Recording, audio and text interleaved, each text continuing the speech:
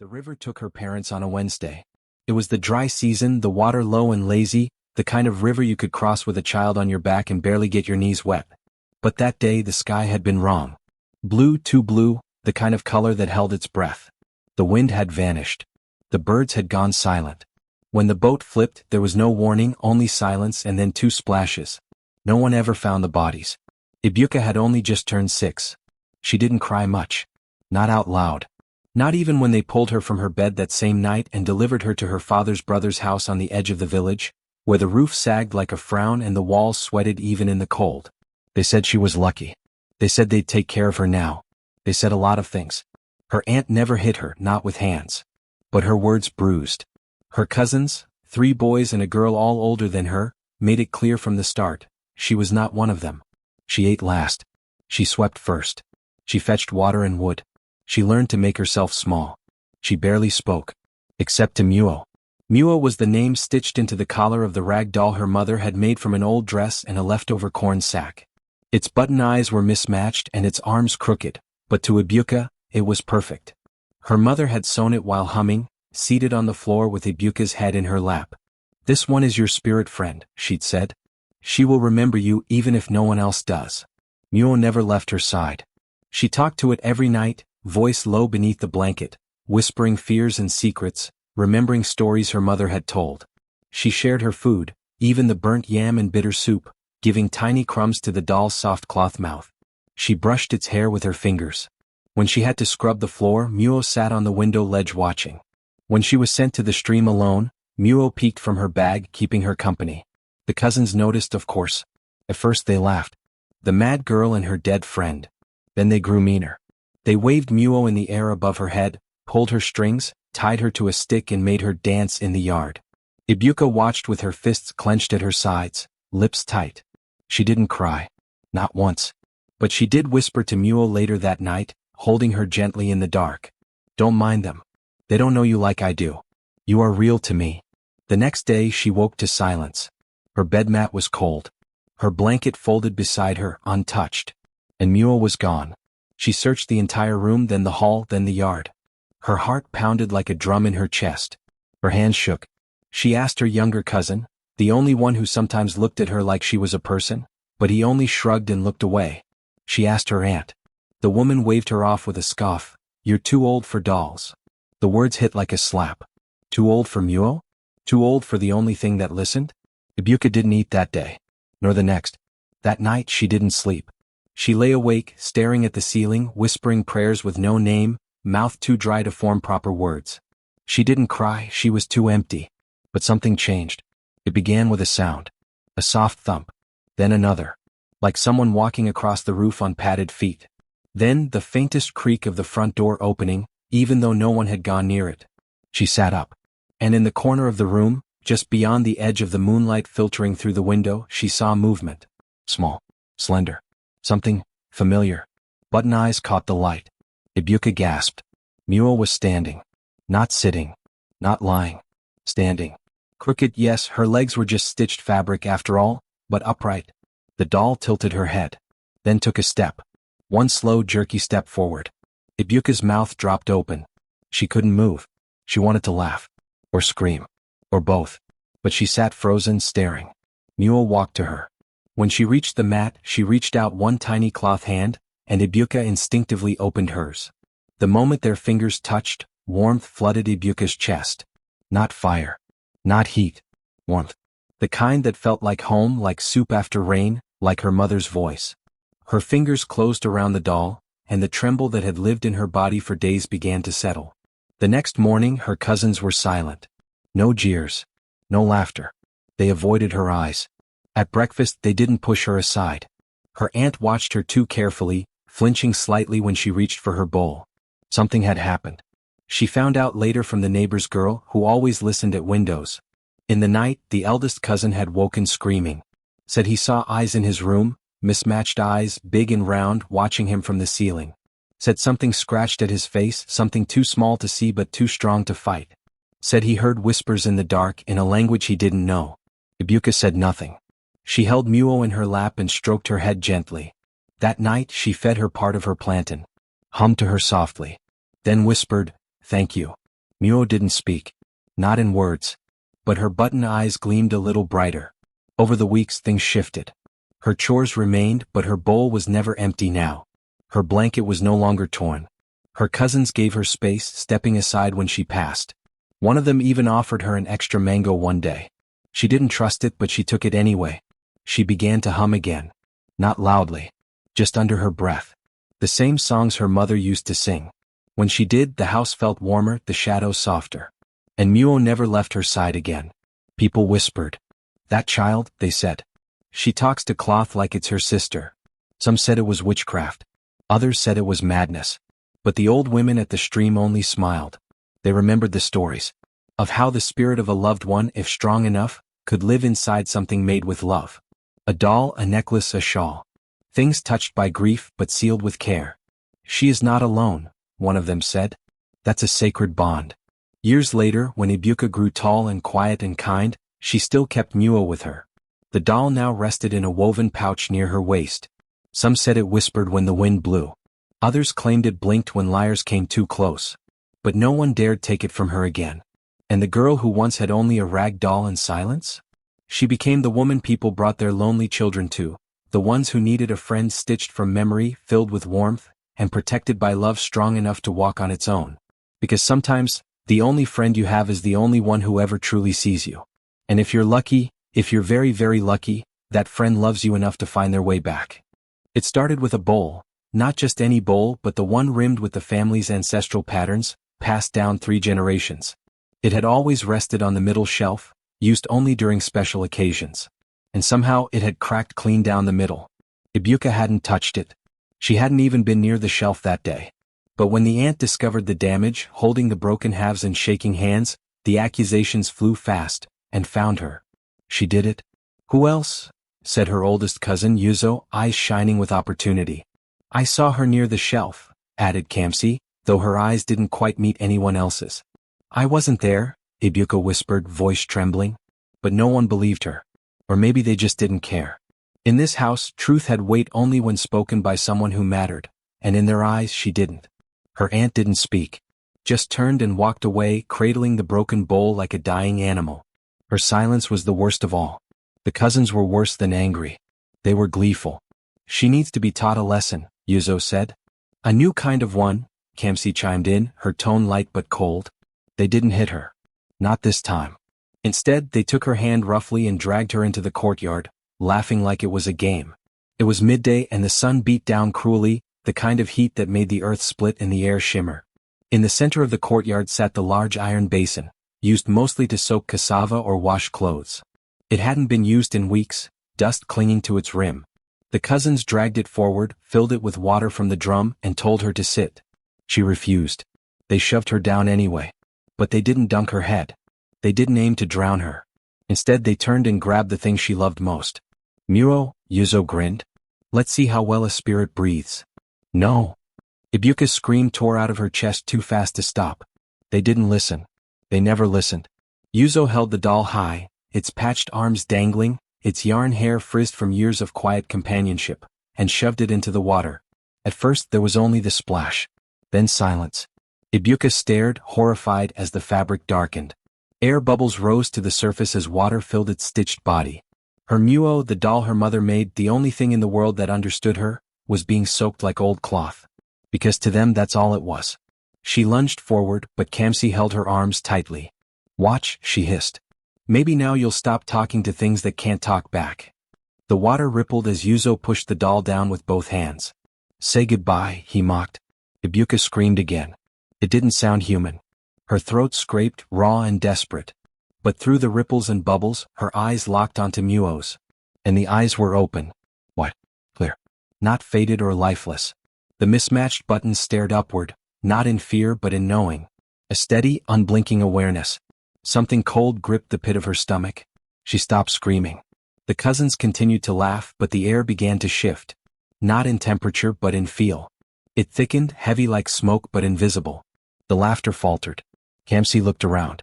What's that smell? Ibuka smelled it too. Earthy. Damp. Not rot, but old wet cloth.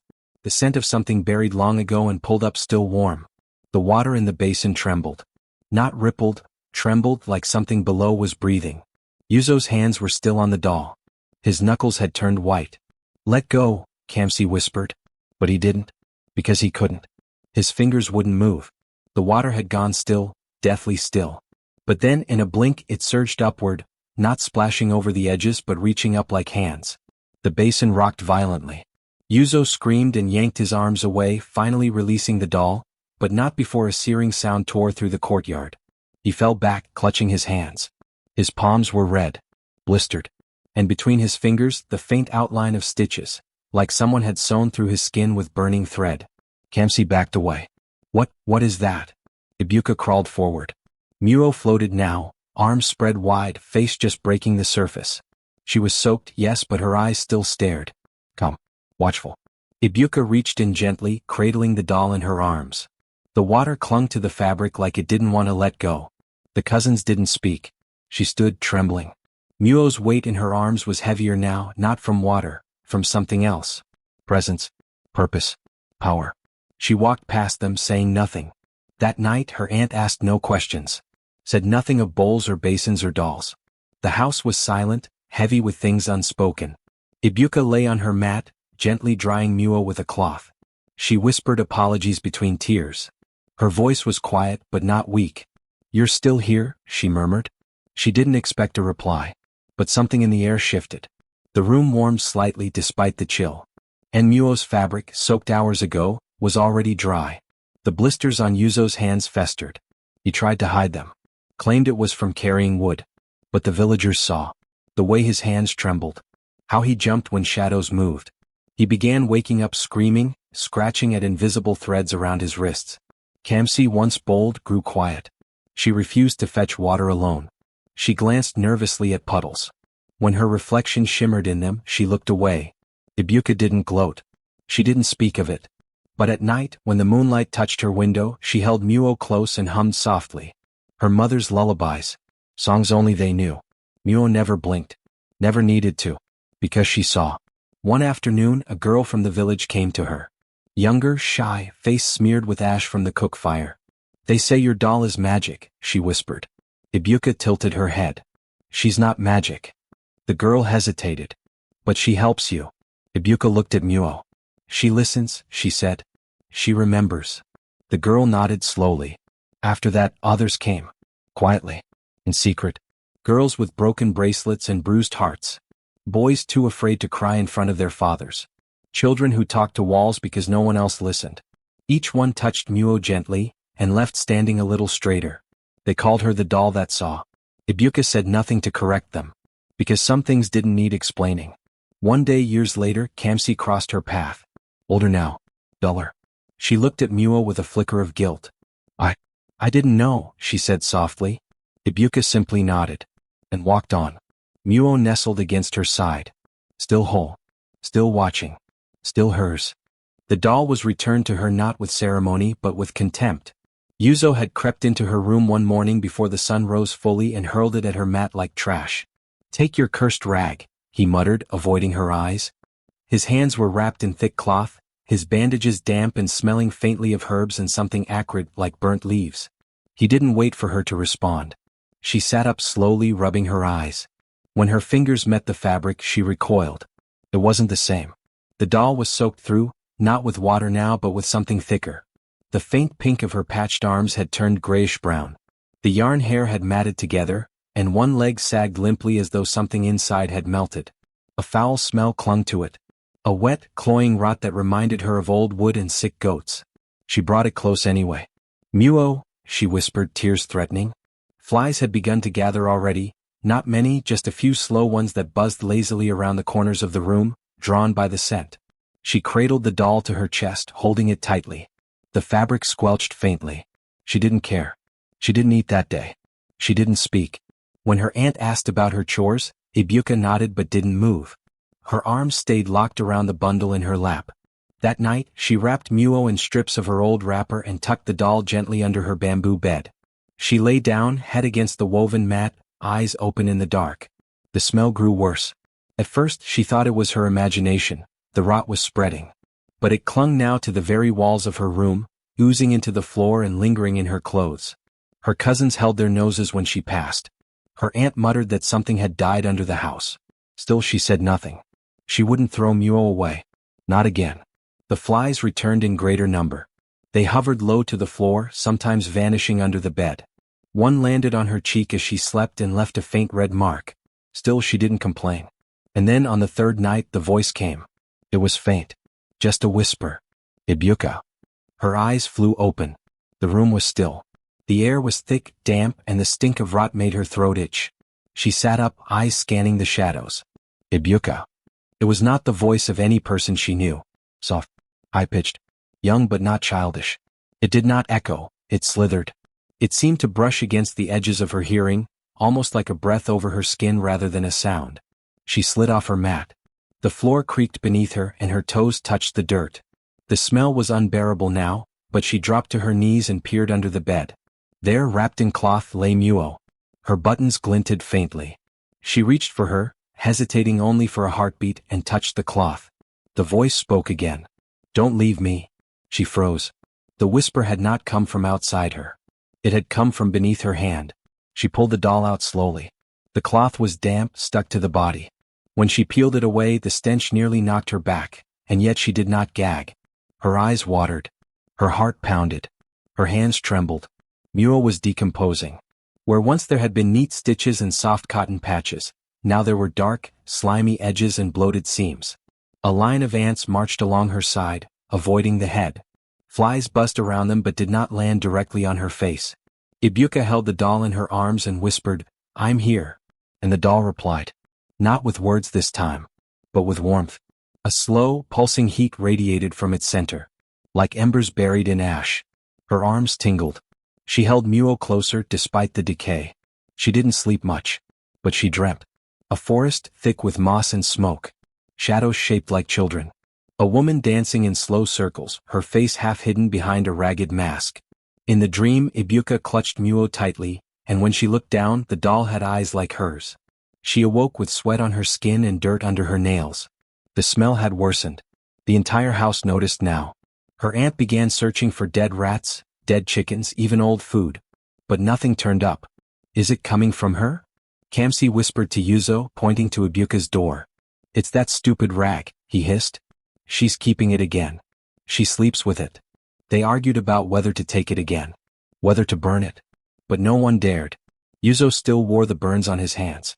They had turned purple around the edges. One night, when the others were asleep, her aunt crept to Ibuka's door. She opened it slowly. Ibuka lay with her back to the door, curled tightly, Muo tucked beneath her chin. The stench filled the room like a living thing. Her aunt stepped in and froze. On the wall, above the mat, written in smeared brown-black lines, were words. I see what you do. I see what you did, asterisk asterisk. The letters dripped. She fled. Ibuka never moved. The next morning her door was left untouched. The whispers began in the village. That Ibuka spoke to the dead. That she slept with rot. That her doll whispered things in the night, and not just to her. Because now others were hearing it too. Her cousin Adeabi, sleeping in the next room, woke weeping and swearing she'd heard her name called over and over. The neighbor's child said she saw a small girl sitting beneath the guava tree, holding something wrapped in blood-stained cloth, mouthing words. Not all of them are gone, she had whispered. One woman claimed to dream of a faceless girl knocking at her door, holding out a decomposing doll with one word carved into its chest. Return. They stopped laughing at Ibuka. They stopped speaking her name. When she passed, they stepped aside. She didn't smile. Didn't gloat. The smell no longer bothered her. Each night the voice grew clearer. It no longer just called her name, it sang. Old lullabies her mother used to hum. Words in a language she didn't remember learning. Muo's voice was always soft, always near, never frightening. And every time she listened she remembered. A story. A song. A hand that stitched, a woman who whispered, if they ever try to take you, hold on. Now she understood. One afternoon a little boy came to her. His eyes were wide and rimmed with tears. They took my toy, he said. They said I was too old. Ibuka looked at him, then at the bundle in her arms. The smell was less now. Almost floral. Tell it, she said softly, what they did. He looked confused. Who? She gently placed Muo into his small hands. The doll didn't move. Didn't rot further. But the boy listened. Whispered something into the fabric. then smiled faintly, handed her back and ran off. That night, the toy that had been stolen from him, a carved wooden monkey, was found on his doorstep. Untouched. Ibuka said nothing. But the voice whispered again. You see them. Now they see you. She slept easier after that. The flies no longer gathered. The ants disappeared. The rot didn't spread. But Muo's eyes still watched. Still waited. Not dead. Not dull. Something in between. It hadn't rained in days. The sun baked the village paths into cracked patterns, and the compound courtyard had grown brittle with dust. Even the chickens walked slower, wings slightly splayed from the heat. But inside the house, beneath the mat where Ibuka slept, a puddle formed. It was there every morning now, small, shimmering and cold. The water didn't smell of rot or urine. It smelled clean like river water. Her aunt checked the roof once. Maybe it leaks, she muttered. But there were no holes, no dampness on the ceiling. The puddle made no sense. She brought out dry mats, beat the dust from them, told Ibuka to stop bringing dirty things to bed. Ibuka said nothing. She simply picked up Muo, still damp with a strange softness, and placed her gently beside her each night before she slept. Her arms curled around the doll like a mother might cradle a baby. Her cousins watched with narrowed eyes from doorways and windows, their mouths puckered in disgust. She sleeps with that thing like it's human, Yuzo spat. It probably leaks. Adayabi giggled. Or maybe a piece. But they didn't touch Muo again. They remembered what happened last time. Then came the footprints. It began with Kamsi. She woke one morning screaming, her blanket soaked, the edges trailing water across the floor. When their aunt ran in, she found her daughter sitting upright in bed, trembling. There were footprints, Kamsi sobbed. On my chest. Wet ones. Don't be foolish, her mother snapped. But she touched her daughter's shirt and her eyes widened. It was drenched. They stripped the mat. They searched for water. Nothing in the room was wet except the blanket, and the small, soggy prints across the floor leading back to the hallway. Tiny. Barefoot. They followed them. All the way to Ibuka's door. The footprints stopped just before the mat. Her room was dry. Muo doesn't like her, Ibuka said softly when questioned. Who? The aunt barked. The one who laughed when I cried. The woman slapped her across the mouth. That's enough. One more curse from that thing and I'll burn it myself. Ibuka just blinked slowly and lay back down. That night, she whispered into Muo's seam. The stitches were looser now, but the doll held together. The whisper was soft, but the room shifted after it, like a hush had fallen through the boards. The next morning, Adayabi had water in her ears. Not a trickle. A drowning. She woke sputtering, clawing at her throat, her mouth wide with silence. Yuzo rushed to her, but her breaths came ragged and slow. Water gushed from her nose. They turned her over. A splash hit the floor. She coughed for minutes, her limbs twitching like a fish pulled from the river. She's cursed, she screamed when she could breathe. That girl's cursed. But Ibuka remained in her doorway, doll in hand, watching. She's just remembering, she said quietly. Just showing you what she felt. The aunt turned on her. Enough of this madness. She stormed toward the girl, hand raised again, but as she stepped forward, her foot hit something slick. She slipped, arms flailing, and hit the ground hard. When she looked up, her entire dress was soaked from the waist down. A trail of wet footprints had formed behind her. They had not been there before. They vanished by the time anyone fetched a towel. Ibuka didn't smile openly, but there was a curve at the corners of her lips now. Muo sat against her chest, slightly damp but warm as if pulled from a shallow current. The house fell silent that day. No one dared mock her. But at night they whispered. I heard her speaking. No, singing. Did you hear the lullaby? She's calling the river.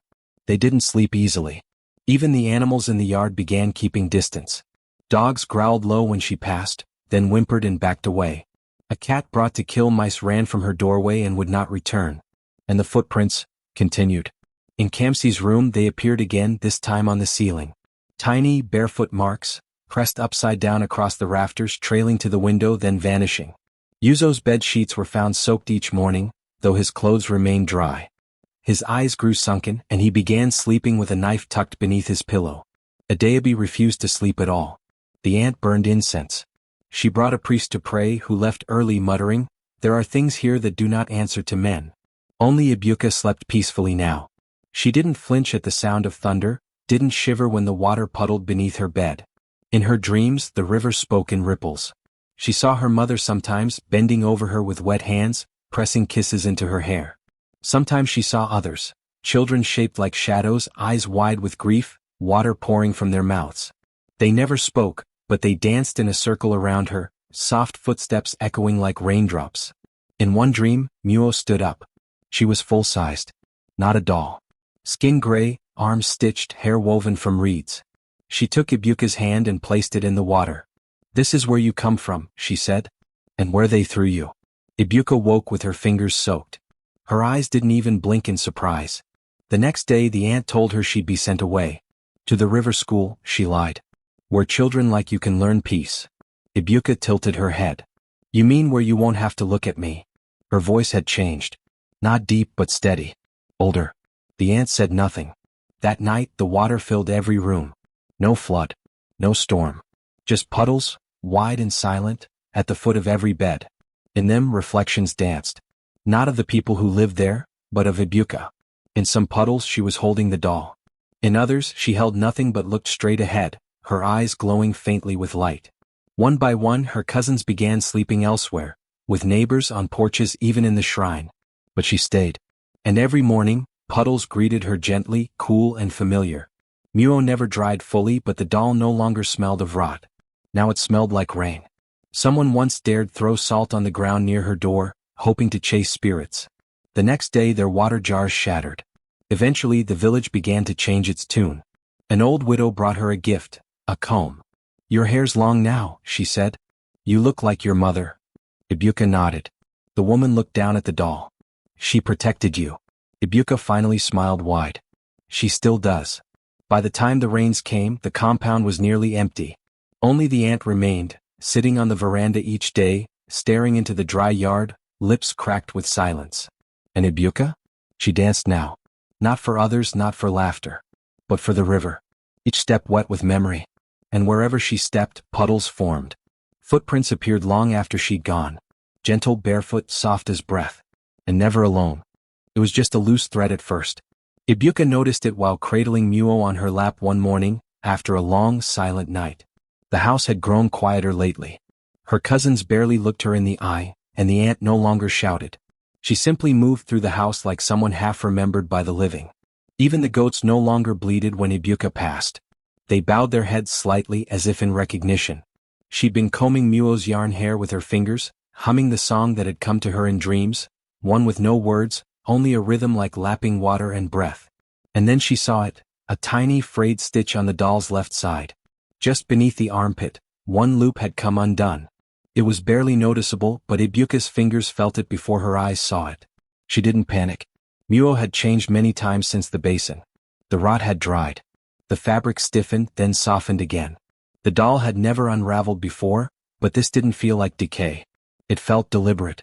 With careful fingers she pulled the thread a little further. The stitching gave way softly, silently, as though it had waited for years to be opened. Inside was not stuffing or cotton, not the usual rags that filled such toys. Instead, nestled deep within the seam, was a bead. No larger than the nail of her smallest finger, the bead was smooth, dark, and carved with a symbol she didn't recognize. A spiral carved within a teardrop, etched so finely she had to tilt it toward the light to fully see it. When she touched it, her fingers tingled. She pressed the bead to her forehead. Nothing happened. But that night her dream did. She found herself seated before a fire, the kind her mother used to light before telling stories. But this wasn't memory. It felt different. It smelled like river smoke and palm oil, and the air shimmered like the skin of a dream. Her mother sat across from her, not young, not old, wrapped in the same cloth she had drowned in, though now it was dry and glowing. Ibuka couldn't speak, but her mother smiled as though she had heard all the questions already. "They drowned your heart," she whispered. "They tried to break it by pretending it never beat." The fire popped once, and sparks leapt upward like insects fleeing light. "But it is stitched into your name. Your name remembers. The doll remembers. You were never alone." Ibuka wanted to ask what the symbol meant, but her mother stood slowly and walked toward the river, now appearing at the edge of the fire's light like it had always been there. "Let the basin answer," her mother said, stepping into the water. "When it spills again, don't run." The dream vanished the moment her mother submerged. Ibuka woke with tears on her face and her fingers tightly clutching the bead. Muo lay on her chest. One of its eyes, once just black thread, now glowed faintly red. Not bright, not hot. Just enough to feel like a warning. Or a promise. She didn't go outside that day. She stayed in the corner of her room, whispering softly to Muo, pressing the bead to the doll's cloth hand, then to her own chest.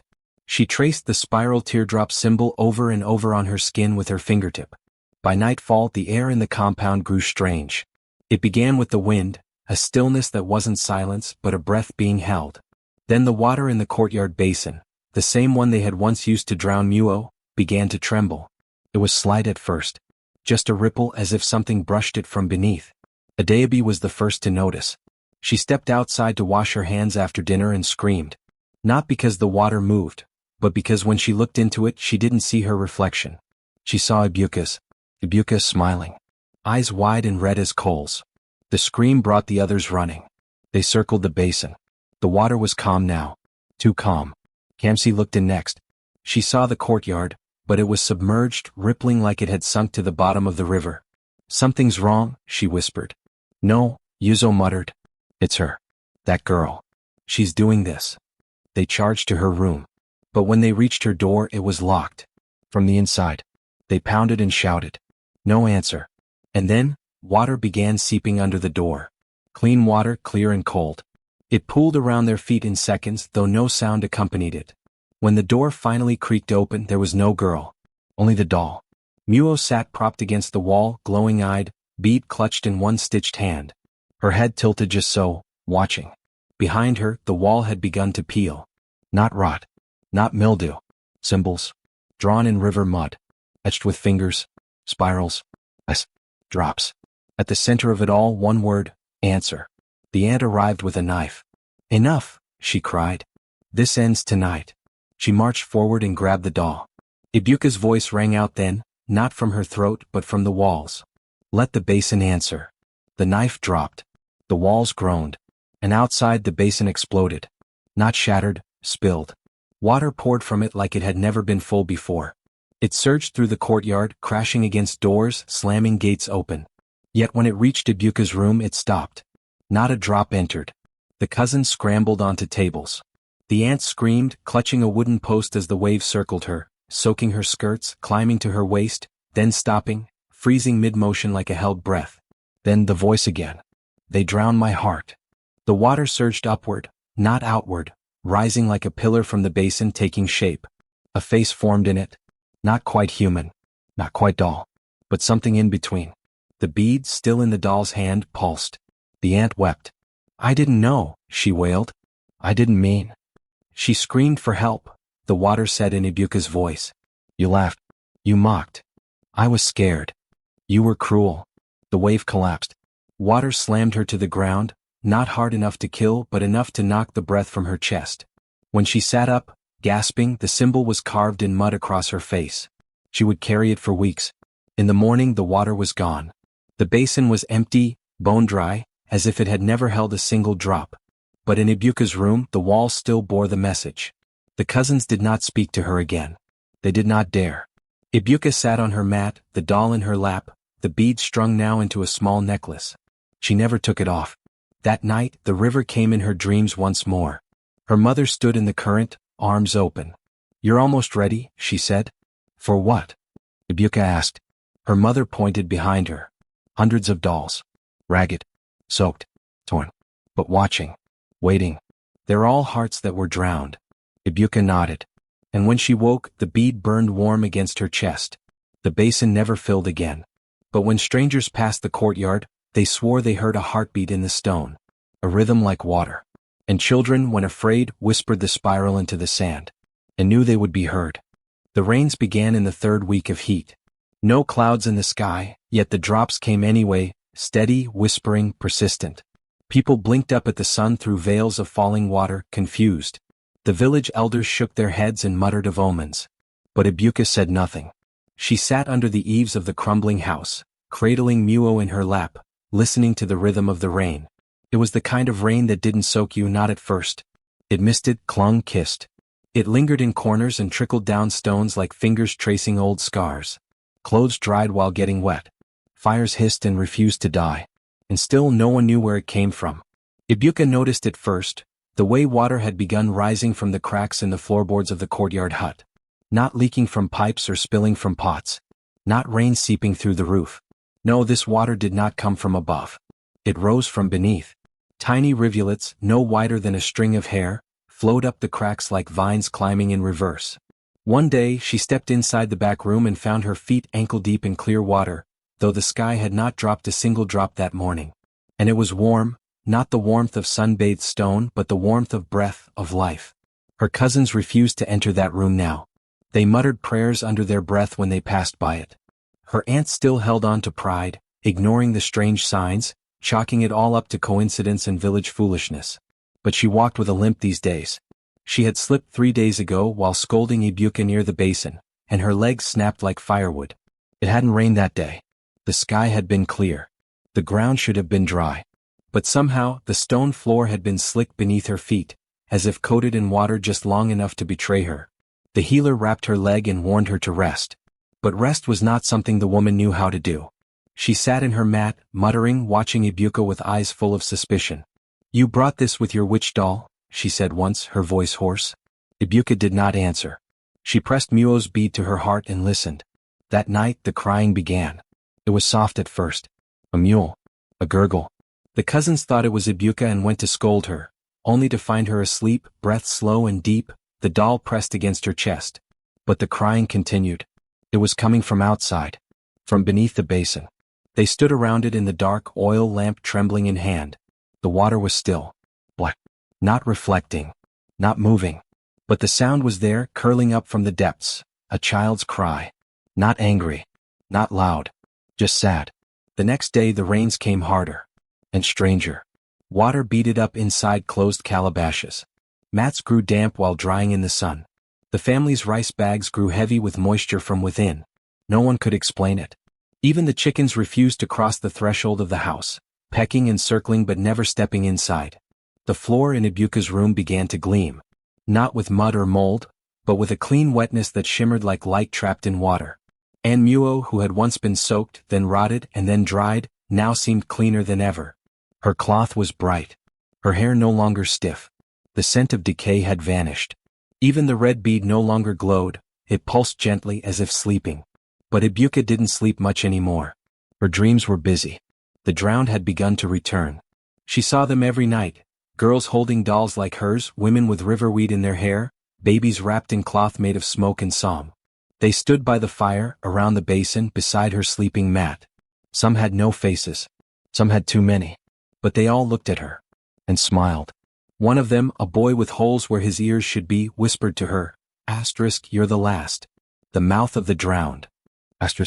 Ibuka asked him what that meant, but he only pointed toward the floor.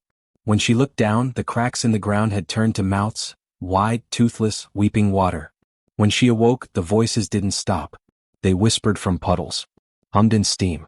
Echoed in her bath bowl. Always the same word, return. By the 7th day of rain, the entire compound was in panic. The aunt had developed a fever. Her leg had swelled 3 times its size. She raved in her sleep, muttering names long buried, people from her youth, long dead or long forgotten. Her eyes rolled and she screamed when anyone touched her. "She's being claimed," the youngest cousin said, trembling. The priestess was called. She came with chalk and salt, with feathers and a blade. She knelt beside the basin, placed a calabash on the water and waited. The calabash spun, then stopped, and cracked clean down the middle. The priestess frowned. "This basin is not cursed," she said. "It is remembering." "Remembering what?" the eldest cousin asked. The priestess turned to look at Ibuka, who stood quietly in the doorway, holding her doll like a child, like a weapon, like a prayer. "Her?" the priestess said softly. Then she stood and left. No one tried to stop her. That night, the crying from the basin grew louder. Now it wasn't just one voice, it was many. Hundreds. Layered and echoing. They didn't cry in pain. They cried in recognition. The family tried to seal the basin. They covered it with a slab of wood, heavy and wide. Tied it with rope. Weighted it with bricks. But in the morning the wood had splintered. The rope had frayed. The bricks were floating. That same morning the courtyard was full of puddles, though the sun shone bright and hot. Every puddle bore a reflection, not of the sky but of faces. Some smiling. Some crying. All watching. The family stopped sleeping. One cousin left in the night and never returned. The others muttered prayers and kept their backs to walls. The aunt, delirious with fever, called out for people no one had ever heard of. Her voice changed, sometimes it was deeper, masculine. Other times, childlike and hollow. At one point, she looked at Ibuka and whispered, "Don't let them in." But it was too late. The drowned had already come. Ibuka woke in the middle of the night to find her room filled with light. Not bright, not harsh, but blue and soft, like river light beneath a full moon. Muo sat upright in her lap. Her eyes no longer glowed, they shimmered. The bead around Ibuka's neck was humming gently against her chest. And in front of her, dripping water, barefoot, eyes wide, stood a woman. Ibuka didn't recognize her face, but her heart did. "My child," the woman said, not with her mouth but from everywhere. "You're not my mother," Ibuka whispered. "No," the woman said, "but I held you once. Before the river took me." Behind her, others began to appear. One by one, silent, still. Some wore dresses, some rags, some only shadows. They stood beside Muo, beside Ibuka, beside the basin. "We are the forgotten," the woman said. "The drowned, the discarded, the blamed. And I," Ibuka asked, "you are the one who remembered." The woman stepped forward and reached out her hand. Ibuka took it. It was wet. Cool. But it didn't chill her. When their fingers touched, the ground beneath the compound groaned. Cracks formed again, not jagged, not angry. Just open. Like mouths. And from those mouths the water rose. Not to drown. Not to destroy. But to cleanse. It flowed through the house, washing the aunt's fevered body, silencing her screams. It passed over the cousins' rooms, wiping chalk and salt from their walls. It touched every corner where a forgotten tear had once fallen. By dawn the ground was dry. Too dry. As if it had given all its water away. But the basin was full, to the brim, of still, clear water. When Ibuka walked to it, she saw her reflection. But not alone. Muo's face sat beside hers. And behind them, the faces of the drowned. Smiling. The rains didn't return. The water no longer trickled from cracks. But when someone, anyone, approached the basin in cruelty, mockery, or doubt, the water rippled red. Just for a moment. And when it stilled again, their name would be whispered in their dreams, by voices soft as river wind. They tried to destroy it first with fire. Ibuka watched from the shadows of the cooking shed as her uncle stood in the courtyard, holding Muo by one limp arm. The rain had stopped for now, but the air was thick with a storm's memory. Wind pushed and pulled at the edges of the world like unseen hands trying to peel the sky back. Her uncle didn't care. He threw the doll into the fire pit, the one they used to roast yam and meat during feasts. Dry sticks had been stacked, kerosene drizzled, matches struck. Flames rose quickly, eager, hungry, loud. Muo sat in the center of it all. But she didn't burn. Ibuka saw it with her own eyes. The cloth should have turned to black within seconds. The hair should have curled and smoked. But the fire leaned back, avoiding the doll as if it feared her. The sticks cracked. The kerosene hissed. But Muo remained untouched. Her uncle cursed, tossing in more dry wood. He pushed the doll deeper with an iron rod. Still nothing. In the growing crowd of cousins and neighbors, someone whispered, "She's cursed." Another added, "It's not a doll anymore." But Ibuka stepped back, hiding further in the shadows. Her hands were clenched, but her face was still. She had seen it before. The warnings. The returns. The nights Muo glowed softly by her feet, even when no candle was lit. The way puddles would dry around the doll's feet but cling to everyone else. But this was different. Now everyone else was seeing it too. Eventually the flames died down. The wood turned to ash. The iron rod hissed and cooled. Her uncle poked around the embers with a long stick. Muo was sitting upright. Not only unburned, but cleaner than before. Her cloth no longer stained. Her bead shining faintly in the pit's last flickers of heat. Someone gasped. That night, Ibuka returned to her mat, heart heavy and unsure. She hadn't cried since the day they drowned Muo. She didn't cry now. But her hands trembled when she reached for her blanket. The doll was already there. Sitting in the center of her mat. Dry. Warm. Waiting. The next morning, her uncle announced that it must be torn apart. "If fire cannot destroy it, we will shred it," he said. He fetched a blade. A sharp one used for cutting goat hide. He made a show of testing its edge on a strand of his own hair. Then he lifted Muo. Ibuka didn't watch this time. She stayed outside, watching the clouds roll in, listening to birds vanish from the trees. But the others told her what happened. The knife broke. Snapped cleanly at the handle the moment it touched the doll's threadbare side. Her uncle tried a second blade. This one refused to cut. Instead, the edge dulled and bent.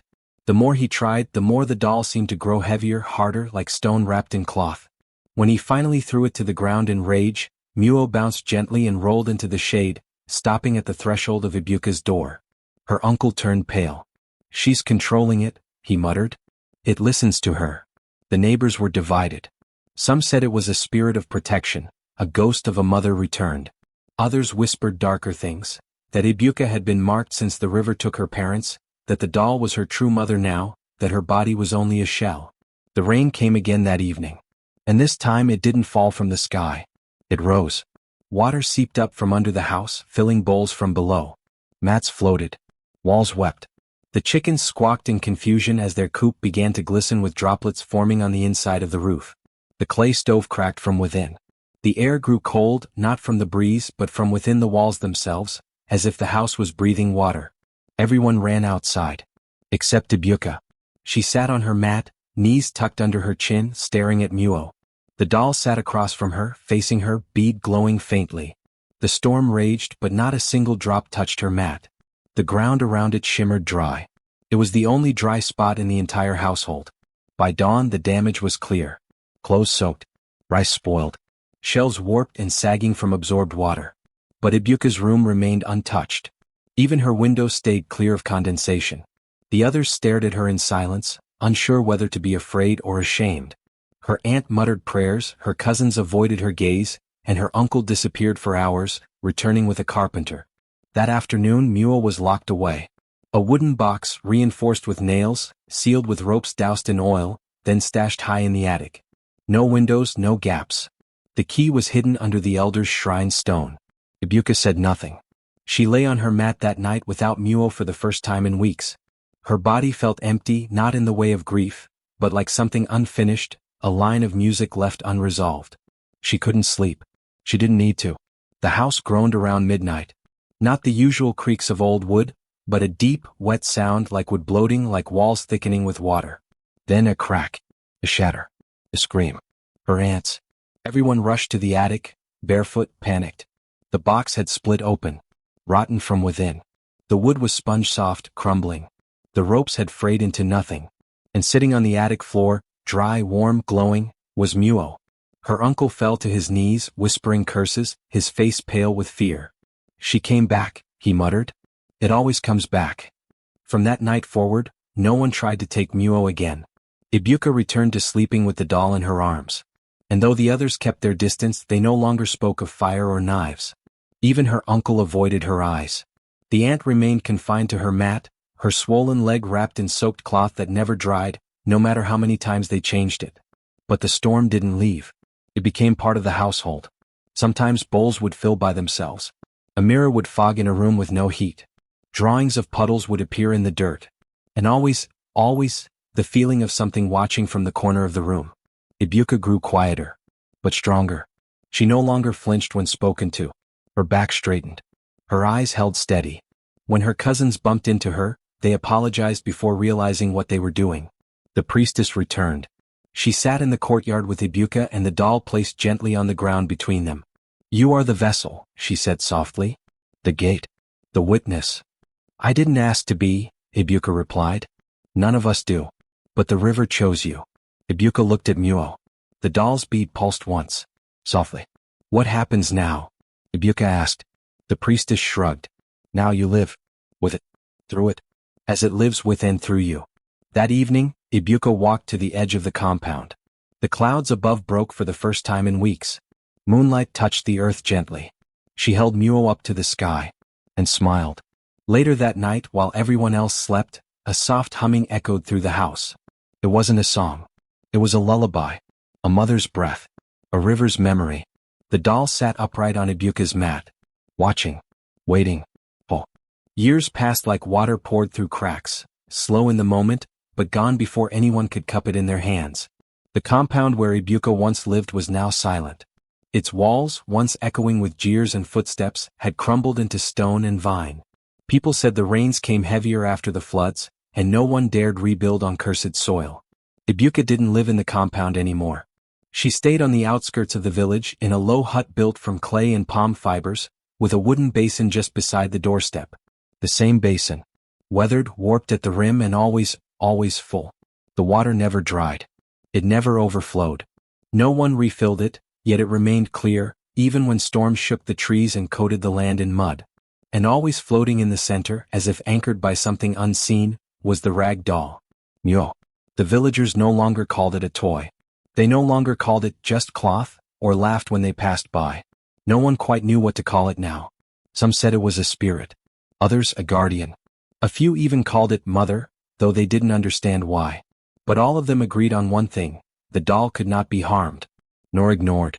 The doll's eyes were stitched unevenly, one small, the other too wide, but they gleamed now, catching light even when there was none. Children swore its chest rose and fell at night. One boy even claimed he saw its mouth move as though whispering secrets to the water. Once a season, families brought their newborns to Ibuka. They came in small processions, 3 here, 5 there, mothers holding sleeping infants wrapped in bright wrappers, fathers trailing behind with wary eyes. They never brought gifts because Ibuka never asked for them. Instead, they carried old toys, wooden lions, carved dolls, padded balls made from goat stomachs, and placed them gently in the basin. Not in the center. No one ever touched the doll. They laid their offerings along the edges, where the water lapped quietly, like a thing at rest. Ibuka would kneel beside the basin, dipping her hand in slowly, eyes always on Muo. Then she would speak. Not loudly. Not in chants or declarations. Just soft words like someone remembering how to hum. She would speak the child's name and the toy's purpose. For courage, for sleep, for truth, and Muo would tilt slightly as if the water had stirred on its own. Some said they heard the doll hum during those moments. A low, vibrating note that echoed like a lullaby. No toy ever returned from the basin unchanged. The wood came out warmer. The fabric seemed softer. Even the leather balls bounced differently. No insects touched them. No decay ever settled in. And the children? They slept through storms. They laughed before they spoke. And they never feared water. Ibuka never left the basin's side for long. Her hut was small, just one mat, one stool and a shelf with dried herbs and broken beads. She ate little. Mostly yams and roasted groundnuts. She drank only from the basin, cupping water in her hand when needed, never drawing with a bowl or gourd. Some said the basin offered its own water. Others said it was rainwater blessed by something deeper. She barely spoke unless asked. But when she did, people listened. Her voice had a calm that stopped arguments in their throats. It carried like a bell that didn't ring but echoed anyway. She didn't scold. She didn't advise. She just told truths others pretended not to know. Children adored her. They came barefoot, laughing, hair untamed, clutching broken toys and wildflowers. Some came only to sit near her feet, speaking nonsense stories about frogs that wore hats or turtles that beat drummers in contests. She nodded at each tale, eyes always gentle. But they knew not to splash the basin. Not even in play. One boy had. Only once. He had giggled as he skipped stones, not out of malice, just mischief. But when the first stone touched the water, it sank instantly, and the boy staggered backward, a sharp line of red blooming across his palm. No one had seen what cut him. The second time he visited, he only bowed. The doll never moved. But his toy boat floated for months after that and never once tipped over. Rumors continued. One woman claimed she saw Ibuka walking into the forest barefoot at midnight, the basin floating behind her, its water unspilled. Another said the doll glowed under the full moon and sang to animals. A child said the doll opened its stitched mouth and chewed on her sorrows before returning her joy. Most rumors faded. But respect remained. No one dared rebuild near her. Not even the desperate. A rich merchant once came with bricks and hired men, claiming he wanted to build a shrine in her honor. Ibuka sat by the basin and said nothing. When the first brick touched soil, it cracked in half. By sunset, the workmen had fled, all claiming their tools had vanished into the earth. The merchant never returned. Ibuka was not feared. She was not loved in the way elders were. But she was remembered. And she was obeyed. One day, a girl named Igioma came, barefoot and covered in bruises. She held no toy. Just a cloth scrap. "I want to make my own," she said. "Can you show me?" Ibuka said nothing for a while. Then she stood slowly, walked into the hut, and returned with needle and thread. It took hours. The girl worked in silence. Ibuka didn't help, only watched. Muo floated quietly the entire time, unmoving, but the basin's water shimmered brighter than usual. When Igioma finished, she held a misshapen doll, rough, one-armed, too thin. Ibuka nodded. Then gently she placed the doll into the basin. The water accepted it. When the girl lifted it again, it was heavier, warmer. The bruises on her skin already looked lighter. She smiled for the first time. The village began calling her Child of Threads. Others followed. Soon girls came not just to leave toys, but to learn. They brought scraps and beads, feathers and stones. They stitched their own spirits into cloth and watched them float beside Muo. Sometimes the new doll sank. But if they did, Ibuka would hum. And they always rose again. No man ever tried to take her land. No elder tried to command her. Even when the rains failed and crops withered, the water in the basin remained cool and clear, feeding only the doll. And the doll always watched. People said that if you stared long enough into Muo's eyes, you'd see your worst pain and your clearest path. Some said the doll breathed. Some said it blinked. One child swore it yawned after dusk. But Ibuka never confirmed or denied. She only smiled gently and returned to her stool. Once, in the deep night when only owls dared blink, someone crept close to steal the basin. A man with empty eyes and greedy fingers. He never made it back to the village. Only his footprints were found, leading toward the river, and vanishing mid-stride. Ibuka's hut was untouched. The basin still full. Muo still floating. Over time, elders began bringing regrets instead of toys. Old men with broken hearts. Women who'd buried too many children. They knelt beside the basin and whispered truths. They left beads of guilt. Braids of hair. Apologies never spoken. Muo accepted them all. Sometimes the water rippled in answer. Sometimes it stilled completely so flat it became a mirror. No one remembered exactly when Ibuka's hair turned white. Or when the lines on her face appeared. Some said she had always looked this way. Others swore she hadn't aged a day. But she never left. And neither did the doll. Years passed. A storm split the skies. Thunder roared across the fields like ancestors drumming. The basin glowed. And from every corner of the village, children rose from sleep, eyes open, unafraid. They whispered the same name. Not Ibuka's. Not Muo's. But the name of someone long gone.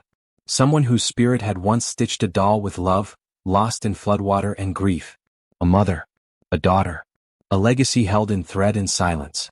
In the morning the storm was gone. The tree stood still. And the basin? Still full. Still watching. Still waiting. Ibuka sat beside it, older now. Quiet as always. But when a child stepped forward with trembling hands and a scrap of torn cloth, she smiled, and so did the doll. They would remember. And the basin would remain. Forever.